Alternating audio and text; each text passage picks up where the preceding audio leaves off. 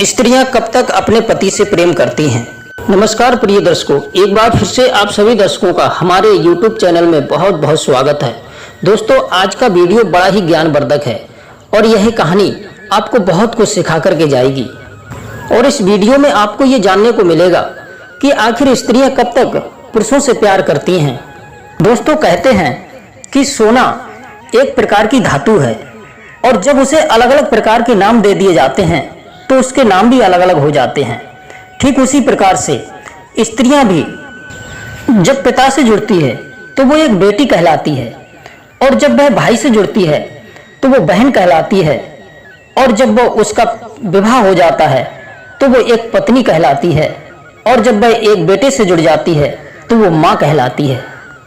और जब वही स्त्री अपने पुरुष को छोड़कर यानी अपने पति को छोड़ करके अन्य पुरुषों से बातें करने लगे या अन्य पुरुषों से संबंध बनाने लगे तो उसी स्त्री को एक वेश्या का रूप दे दिया जाता है। वह स्त्री एक चरित्रहीन स्त्री कहलाती है। और ठीक इसी प्रकार से एक पुरुष को भी उसके कर्म के अनुसार उसको नाम दे दिए जाते हैं। जिस कार्य में वह निपुण होता है, जिस प्रकार के उसके अंदर गुण होते हैं, पुरुष को भी उसका नाम दे दिया जाता है। इसी प्रकार दोस्तों, स्त्रियां भी पुरुषों से कब कब प्रेम करती हैं, जानते हैं इस वीडियो के माध्यम से। तो दोस्तों, इस वीडियो को पूरा और अंत तक जरूर सुनें। तो दोस्तों, हमारे साथ बने रहिए इस कहानी के अंत तक। और जो दर्शक हमारे चैनल पर पहली बार विजिट कर रहे हैं, कृपया उनसे निवेदन है कि हमारे चैनल को सब्सक्राइब कर लें, बेल आइकन ऑन करें, जिससे आने वाली हर नई वीडियो का नोटिफिकेशन आपको मिलता रहे। तो ज़्यादा देर ना करते हुए दोस्तों शुरू करते हैं आज की ये प्यारी सी कहानी। दोस्तों, एक बार की बात है, किसी नगर में एक राजा राज किया करते थे और उन राजा को स्त्रियों से बहुत मोह था। मित्रों, इसी के चलते हुए राजा की उम्र लगभग 40 वर्ष हो चुकी थी और उस राजा ने अपना विवाह नहीं किया था। क्योंकि उस राजा ने विवाह इसलिए नहीं किया था कि उसे कोई स्त्री पसंद ही नहीं आई थी। एक दिन की बात है, राजा जंगल में शिकार खेलने के लिए जाता है तो उसे एक बहुत ही सुंदर स्त्री दिखाई पड़ती है। जब राजा उस स्त्री के पास गए और उस स्त्री से बातें करने लगे, बातें करते करते राजा को यह पता चल गया कि यह स्त्री एक वेश्या है।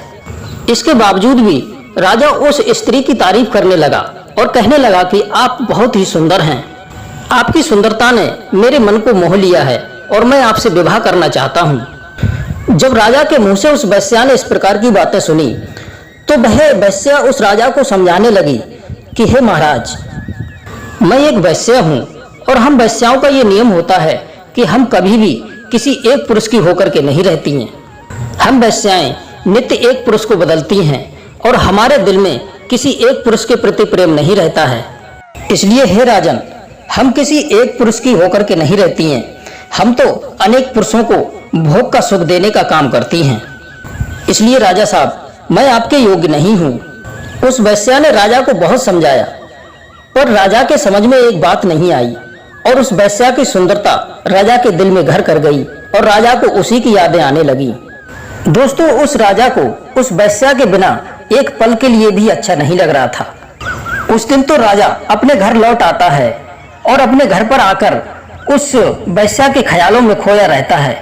एक दिन की बात, राजा उसी जंगल की ओर फिर से गए और उस वेश्या के पास जाकर के राजा कहने लगा कि हे सुंदरी, मैं तुम्हारे बिना अब जीवित नहीं रह सकता।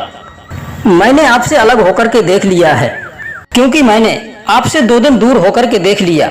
जब मैं आपसे 2 दिन के लिए दूर हो गया तो मेरे दिलो दिमाग में आप ही छा गईं और मुझे हर वक्त सपने में भी आपकी ही याद आने लगी।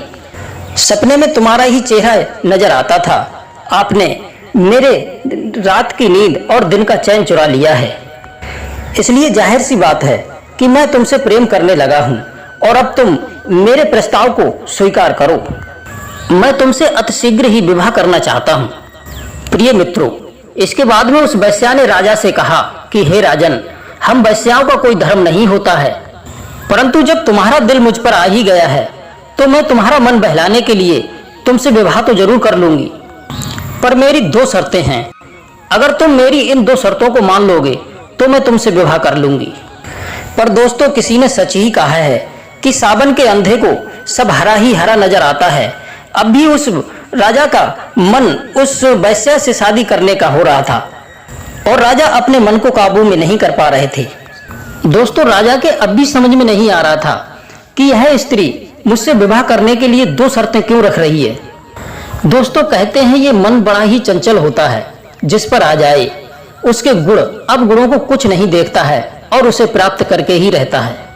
दोस्तों, राजा उस स्त्री के प्यार में पागल हो गया और वह ये नहीं समझ पा रहा था कि आखिर ये स्त्री मुझसे विवाह करने के लिए ये शर्तें क्यों रख रही है।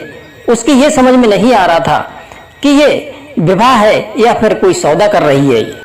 दोस्तों, राजा उस वैश्या के प्यार में पागल हो चुका था और राजा उस वैश्या से कहने लगा कि हे सुंदरी, मैं तुम्हारी हर शर्त मानने को तैयार हूँ, तुम मुझे अपनी दोनों शर्तें बताओ। तो वह वैश्या कहने लगी कि हे राजा साहब, ये तो आप जानते ही हैं कि मैं एक वैश्या हूँ और मैं लोगों को शारीरिक सुख प्रदान करती हूँ, मगर जब मैं तुमसे विवाह करूंगी, विवाह करने के बाद जब मैंने तुम्हें शारीरिक संबंध बनाने के दौरान अगर निर्वस्त्र देख लिया तो कोई बात नहीं है, और अगर संबंध बनाने के बाद मैंने तुम्हें निर्वस्त्र देख लिया तो मैं उसी दिन आपको छोड़ करके चली जाऊंगी। मैं केवल तुम्हें शारीरिक संबंध बनाते समय ही निर्वस्त्र देख सकती हूँ, न कि अन्य किसी समय। और मेरी दूसरी शर्त यह है कि ये जो भेड़ के दो बच्चे हैं जो मेरे साथ रहते हैं, तुम्हें इन भेड़ के बच्चों का पूरी तरह से ख्याल रखना होगा। यदि किसी दिन इन भेड़ के बच्चों को किसी प्रकार की कोई परेशानी हुई तो मैं तुम्हें छोड़ करके उसी दिन चली जाऊंगी। दोस्तों, उस दिन वह राजा उस स्त्री के प्यार में पागल होने के कारण उस स्त्री की दोनों शर्तें मान लेता है और उससे विवाह करने के लिए तैयार हो जाता है और उससे विवाह करके उस सुंदर स्त्री के साथ में रहने लगता है। और राजा उस स्त्री की दोनों शर्तों को ध्यान में रखते हुए उन दोनों भेड़ के बच्चों का बड़ी अच्छी तरीका से ख्याल रखता था, क्योंकि दोस्तों वो राजा नहीं चाहता था कि वह सुंदर स्त्री उसे छोड़कर के कहीं दूसरी जगह चली जाए। दोस्तों, इस प्रकार से धीरे धीरे रहते हुए उस राजा को उस वैश्या के साथ में 4 वर्ष बीत गए।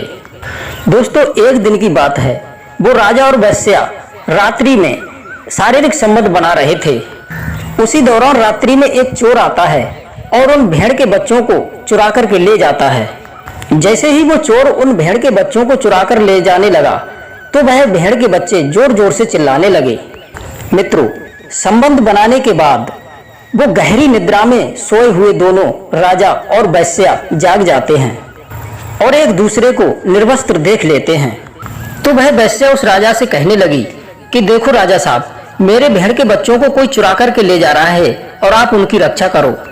तब राजा तुरंत बिना कुछ सोचे समझे अपनी सैया से उठ करके उस भेड़ के बच्चों के पीछे जाने लगता है, यानी उस चोर का पीछा करने लगता है। लेकिन राजा इस बात को भूल गया कि वह निर्वस्त्र है, क्योंकि संबंध बनाने के बाद दोनों ही निर्वस्त्र ही सो गए थे। उन भेड़ों की आवाजें सुनकर के राजा और वो वैश्या दोनों ही हड़बड़ा करके उठे थे और उस हड़बड़ाहट में वह राजा वस्त्र पहनना भूल गए थे।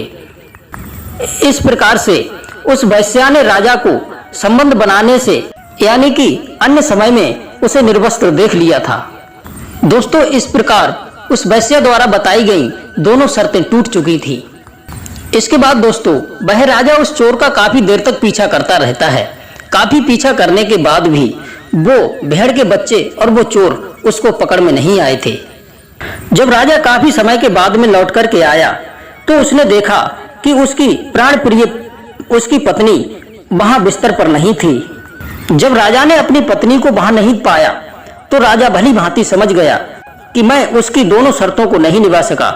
उसकी बताई गई दोनों शर्तें टूट चुकी हैं, इस कारण वह मुझे छोड़ करके चली गई है। दोस्तों, काफी दिन बीत जाने के बाद भी उस राजा को अपनी पत्नी की बहुत याद सता रही थी। एक दिन राजा फिर उसी वैश्या की कुटिया पर उस जंगल में पहुंच गया और राजा एक बार फिर से उस स्त्री से कहने लगा कि हे प्रिय, मैं तुमसे बहुत ज्यादा प्रेम करता हूँ। जिस दिन से तुम मुझे छोड़ करके आई हो उस दिन से मैं पागल सा हो गया हूँ, क्योंकि मैं तुमसे बहुत अधिक प्रेम करता हूँ। आपके जाने के बाद वो महल मुझे खाने को दौड़ता है और मुझे लगता है कि मैं आत्महत्या कर लूं। इसलिए हे प्रिय, मेरा तुमसे निवेदन है, तुम फिर से मेरे महल वापस चलो। तब वो वैश्या राजा से कहती है कि हे राजन, मैं तुम्हें बार बार समझा रही हूँ, मैं एक वैश्या हूँ और हम वैश्याओं का कोई धर्म नहीं होता है। हम वैश्याओं का लोगों को भोग सुख देने का कार्य है और हम कभी एक पुरुष से प्रेम नहीं करती हैं। इसलिए हे राजन, मैं तुम्हें आज ऐसी 3 बातें बताऊंगी। अगर इन बातों को अपने जीवन में हमेशा याद रखोगे तो आपको कभी पछताना नहीं पड़ेगा और ना ही किसी स्त्री के मुंह में फंसोगे। कहते हैं कि वैश्याओं का कोई धर्म नहीं होता है और ये बात सत्य है।